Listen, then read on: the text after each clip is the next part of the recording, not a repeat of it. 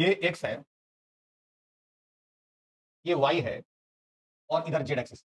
ये 10 नंबर सवाल बना रहे हैं, क्वेश्चन नंबर 10 कह रहा है कि यहां पर है -q और यहां पर है 2q और यहां पर है एक और -q।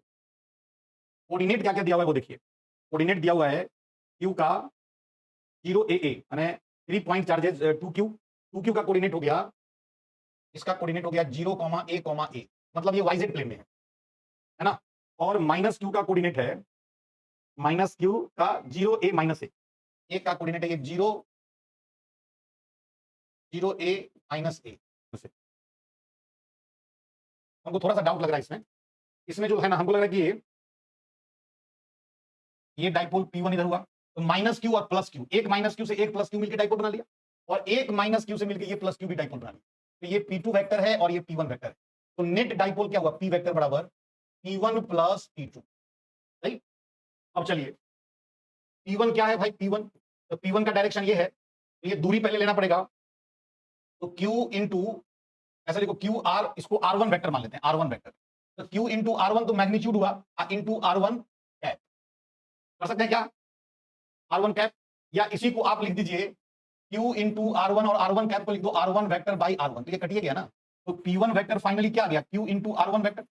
उसी तरह से ये हो जाएगा q इंटू r2 वेक्टर। तो डायरेक्ट काम हो जाएगा q इंटू r1 वेक्टर क्या, फाइनल माइनस इनिशियल, 0 -0 a -0 यानी aj और a minus minus plus a, तो 2ak ये आ गया P1।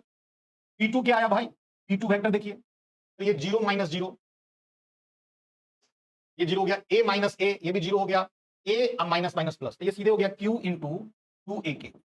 जो है उसी के बेसिस पे हम बना रहे हैं, हमको नहीं मालूम क्या जो डेटा दिया है उसी के बेसिस पे बना रहे हैं। तो टोटल हो गया P बराबर P1 + P2 कर लीजिए, कितना आ जाएगा QA को कॉमन कर लेते हैं तो j प्लस 2 दूनी 4k ये आया। अब इसमें ऑप्शन क्या क्या है, इसको अगर हम फाइनल डायरेक्शन पर ले जाएं तो ये j में है और k में है। j और k हमारा किधर है, तो इधर है j माने y, सॉरी इधर है y, इधर है z, और वेक्टर जो है वो QA इंटू 4q है j में। और इसमें देखिए ऐसा कुछ वेक्टर होगा फाइनल P, इसका y कंपोनेंट कितना हुआ, y कंपोनेंट तो QA, और z कंपोनेंट कितना हुआ 4QA। और ये एंगल अगर थीटा है, पहले तो P का मैग्नीट्यूड निकाल दो, तो P का मैग्नीट्यूड हो गया, इसको जब हम स्क्वायर करेंगे मतलब j के कंपोनेंट का स्क्वायर और k के कोफिशिएंट का स्क्वायर, सॉरी, ये हो जाएगा QA square plus 4QA square यानी √5QA, √5QA।